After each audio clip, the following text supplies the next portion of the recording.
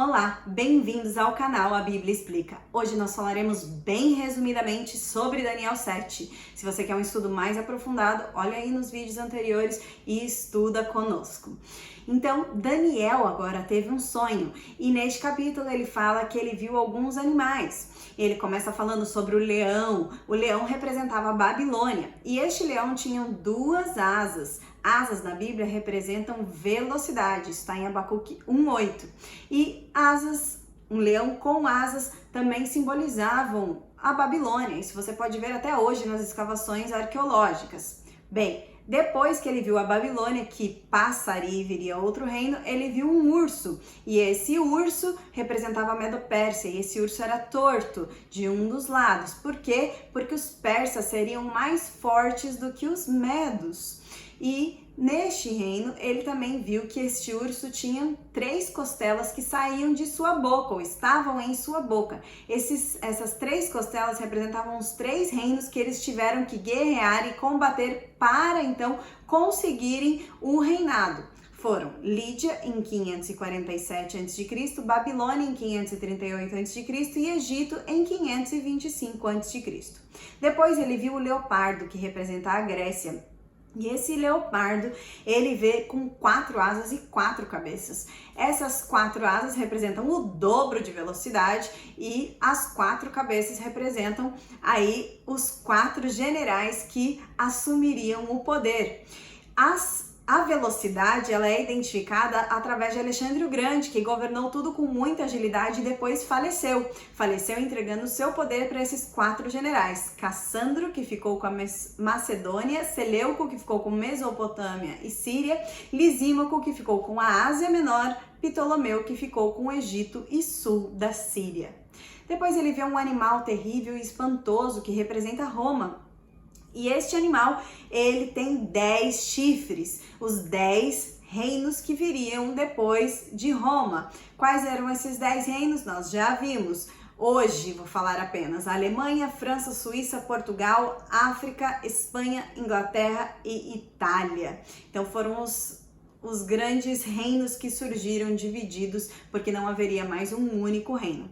Depois destes reinos, nós vimos então, a Bíblia diz, aliás, que viria um pequeno chifre que surgiria no meio deles, saindo ali de Roma, saindo desses 10 reinos, surgiria este reino. E aí, 10 pontos identificam esse chifre pequeno. Quais são eles? O primeiro ponto diz a localização, aonde, como falamos, ele surgiria de Roma. E dentre estes 10 reinos que surgiram. E diz também que, segundo ponto, viriam depois deles, depois dos 10 chifres. Então, necessariamente, teria que vir depois de 476 depois de Cristo. Também o tamanho desse chifre era um tamanho pequeno, então estamos falando de um reino que realmente seria pequeno em seu tamanho. Depois fala sobre a destruição de 3 reinos e arrancaria 3 reinos. Agora nós vamos identificar, depois passaremos para as outras características, qual é este reino ou por que entendemos que este reino se trata de Roma papal. Bem, mais uma vez estamos falando de seu poder e não de seus fiéis, mas o que Roma papal faria na história da humanidade. Então, Roma papal surgiu, localização de Roma, surgiu depois de 476. Roma papal é um chifre pequeno, inclusive ele, na realidade, o Vaticano é o menor reino da Europa Ocidental e ele destruiria 3 reinos. A história conta, está no capítulo 7, o verso 8, né? A história conta que o bispo de Roma destruiu 3 tribos arianas, que eram consideradas dissidentes, que não aceitavam as suas teorias e o seu poder. Então foram os Érulos em 493 d.C., os Vândalos em 534 d.C. e os Ostrogodos em 538 d.C., que foram destruídos pelo bispo da Igreja Católica da época. Depois, esse reino, a quinta característica é que ele falaria com arrogância, não é mesmo? É a última parte do verso 8 do capítulo Daniel 7. Então, essa arrogância ou blasfêmia estaria dizendo aqui que ele se colocaria como um poder. A característica número 6 é que seria um poder religioso, mas também civil. Por quê? Porque diz que, no verso 24, que seria um poder diferente dos demais. Diferente como? Diferente através da sua religiosidade. Os outros eram apenas poderes civis. Depois, característica 7, este poder falaria contra Deus, proferirá palavras contra o Altíssimo, diz o verso 25, e falaria grandes coisas e blasfêmias. Então, ele teria que se colocar no lugar de Deus. Se você estudar a história também da Bíblia sobre Jesus, Jesus foi considerado um blasfemador por conta de ter se colocado no lugar de Deus e quando ele perdoou os pecados de algumas pessoas. Então, os judeus na época disseram, isso é blasfêmia. Perdoar pecados, se dizer poder perdoar pecados, é uma blasfêmia. E na história da humanidade nós sabemos que a Igreja Católica então se coloca no lugar de Deus com o poder de poder perdoar pecados, mas isso está contra o que a Bíblia diz. Também este poder, característica 8, é um poder perseguidor. Ele perseguiria os santos do Altíssimo. E nós sabemos que tiveram inúmeras inquisições em que a Igreja Católica perseguiu os cristãos da época e matou mais de 50 milhões de pessoas. Aonde? Através da Inquisição romana, espanhola, valdense, huguenote, teve o terrível massacre de São Bartolomeu também na França e vários outros em que tiveram mártires. Também este reino, característica 9, mudaria a lei de Deus, cuidará de mudar os tempos e as leis, diz o verso 25.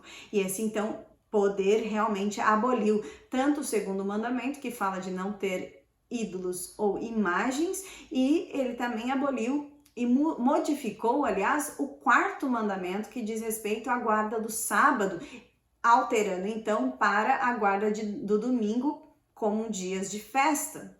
Então ele mudaria a lei de Deus. Também a 10ª característica diz que ele seria um poder perseguidor que duraria, os santos de Deus ficariam nas mãos deles, entregue durante um tempo, tempos e metade de um tempo. Se você ler lá em Apocalipse 12, o verso 14, aonde a igreja de Deus se colocaria sobre um deserto também durante esse mesmo período de tempo, tempos e metade de um tempo, e depois no verso 6, ele mesmo coloca que são 1260 dias, que profeticamente um dia representa um ano, você tem que seria um poder perseguidor que perseguiria por 1260 anos. E foi exatamente o período em que a Igreja Católica perseguiu os cristãos da época, que durou de 538 a 1798. O que aconteceu em 1798?